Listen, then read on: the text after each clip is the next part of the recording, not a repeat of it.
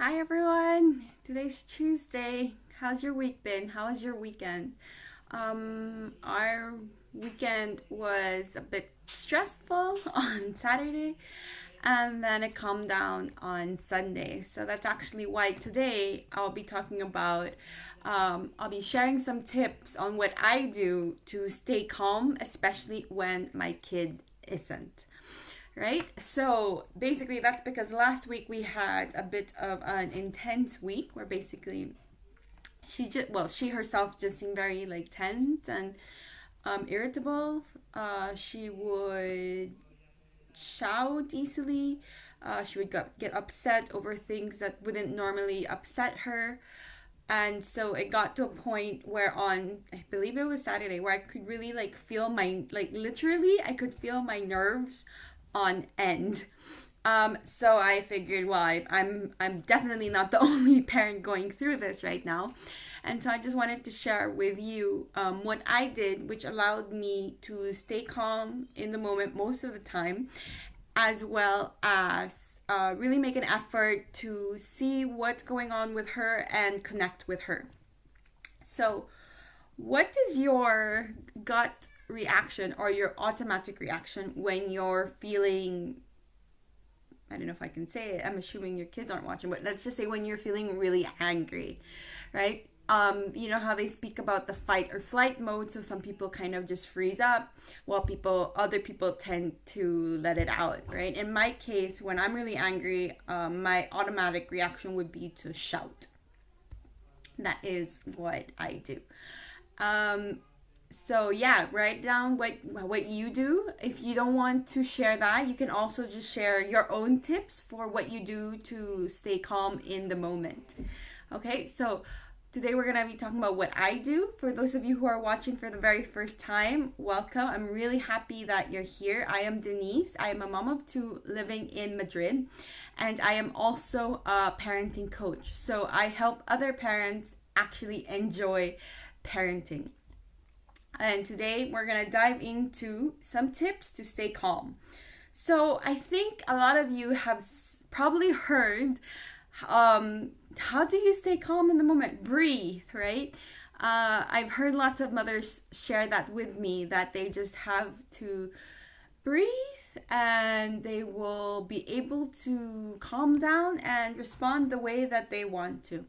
Well, I personally have tried that breathing method and that does not work for me. I maybe what I actually need is to do more breaths. Maybe that's what's missing. But the breathe for me, no, no, it doesn't work. It doesn't. I don't. I know. So what I do is the first thing that I do is that I empathize with myself and I acknowledge my own feelings, right? And of course, I don't do this out loud. I just say in my head, if, for example, if my daughter is just like shouting and very angry, even though I don't see why she is shouting, it's like I don't understand like where is this coming from. Then I say to myself, like in my head, like, yeah, this shit. Oh, I hope you don't have kids watching. This is hard. You know, it's hard to it's really frustrating when you have a child who's always angry, or you know, of course you feel angry. No one likes being shouted at, you know. That's just like, I just like tell myself like, yeah, what you're feeling is valid and it's okay to feel what you feel. And sometimes just doing that already helps me stay calm.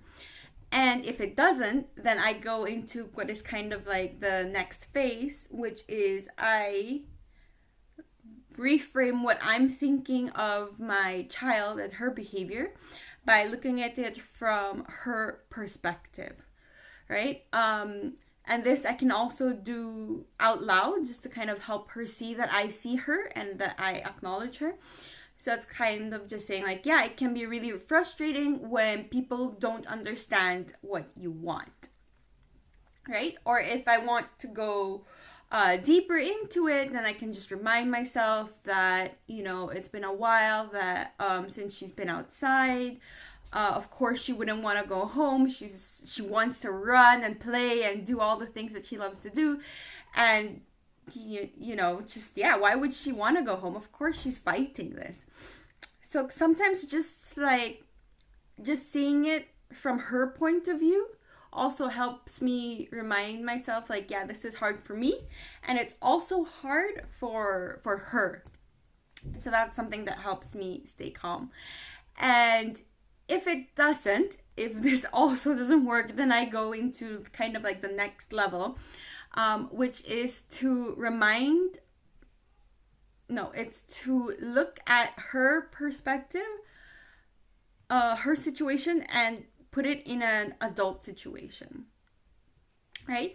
So, for example, in our case, my daughter was really like just all around having a hard time last week, and I figured that it was because things were in a transition, in the sense that she was able to go out finally, but she couldn't do the things that she normally does when she goes out. And also, especially the first week, when other adults couldn't go out yet, when we left the house, it was weird, it was eerie. Things were closed, there weren't that many people, a lot of them were wearing masks, right? So it's kind of just like reminding myself of her situation and thinking, okay, as an adult, how would you also feel, right? You might feel that it's not fair that now that you get this tiny bit of freedom of being able to go outside for an hour, you only get an hour. Maybe it would have been better to have nothing. I don't know. Like, of course, every adult gets to decide what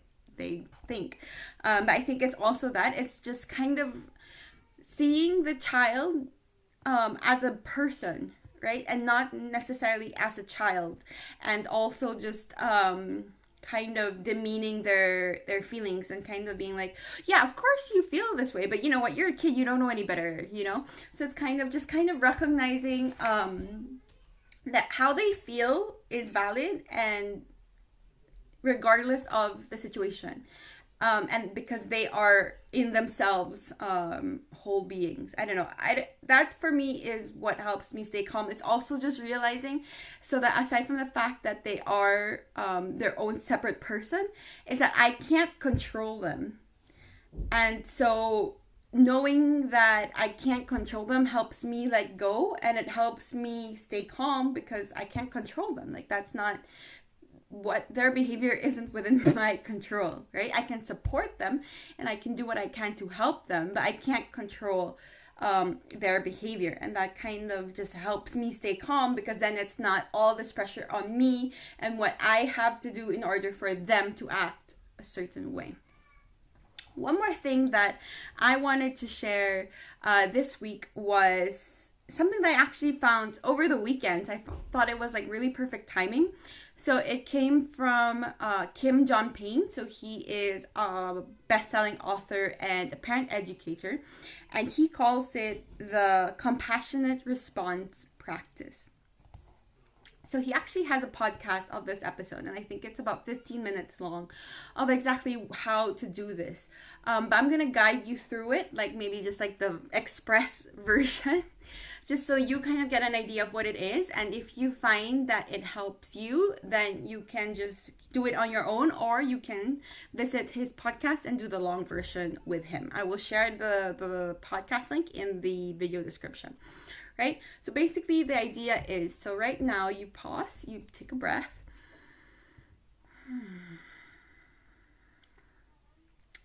And you think of a moment when you were that parent that you want to be, right? When you responded to your child the way that you would want to always respond to them, okay? So just picture that in your head and feel the sensations and emotions in your body, right? Maybe in your case, you feel calm, you feel relaxed, you feel confident, right? You're in your body, you kind of feel your shoulders relax, like your shoulders drop, your jaw relaxes, right? So just imagine yourself in that situation of responding lovingly, right? And being responding however it is that you would want to always respond. Okay, So once you've really felt that, now I'd like you to think of a moment when you weren't being that parent, right? When things weren't going the way that you wanted them to. So just close your eyes again and really picture that moment and feel in your body all those sensations and emotions that you felt. So maybe you were feeling really angry, you were frustrated, you were annoyed, overwhelmed. You can even see, like, here I already have my eyebrows are crunched up, your jaw's tense, your body's tense, maybe your arms are closed up in fists, right? Just feel how you feel when you are in that moment of anger or frustration, right? And so now picture both those moments together. Both of these images are valid and real, right? You are both of them, that they are both a part of you.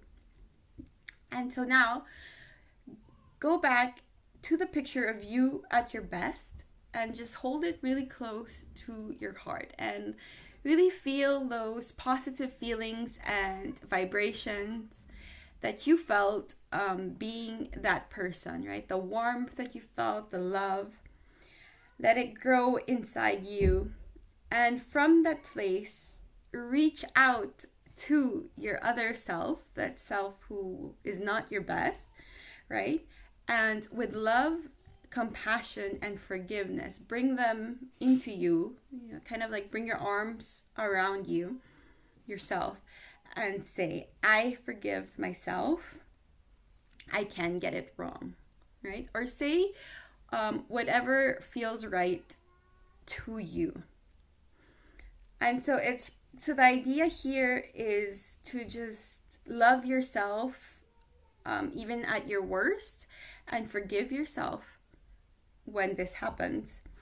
And also celebrate that strong, confident, calm self that you also have inside. So this was like the really short version of what the practice is.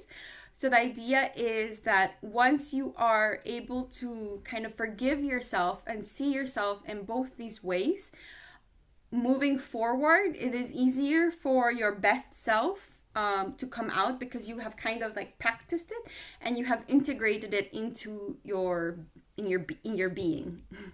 Okay, so I hope you enjoyed it. Again, the tips that I've shared today are empathize, or the things that I do are empathize with myself and acknowledge my own feelings. Look at the situation from my child's point of view and empathize with her. And if I have a hard time doing that, then to put her situation and her point of view into an adult perspective. And then finally, this isn't for in the moment, but as like a general practice, there is that compassionate response practice as suggested by, or as created by, Kim John Payne. Okay, so these are the things that I do that help me stay calm in the moment. I would love to hear from you and what works for you or what doesn't work for you. And I just also want to say how I know how hard it is to stay calm when your kids are shouting, or when they're hitting you, or maybe when they're insulting you and calling you names. It is totally normal for you to get angry, to feel angry, and to lash out at them, right? To shout, to want to hit them, maybe even do hit them, right? And while it's normal, it doesn't mean that this has to be your norm. It doesn't have to be your common response, right? Of course, there is no such thing as a perfect parent who will never shout, who will never get angry, but it doesn't have to be your majority, right? So if you want to be that calm parent who is also able to set loving limits, I can help you. Okay, I can help you with that. So send me a message to schedule a free consult, and during this consult we will look at where you are right now, what's going on in your life that's keeping you from showing up as that parent, right? And what can you do to change that? So send me a message. Tomorrow we'll be talking about tomorrow is my very first Q&A series. So I'll be answering all of the questions that you have been sending my way, okay? Just keep them coming. I'll get to them when I can. If I don't get to answer all of them tomorrow, I'll answer them in the next series and so on. So yeah, have a very nice day and I'll see you tomorrow. Bye.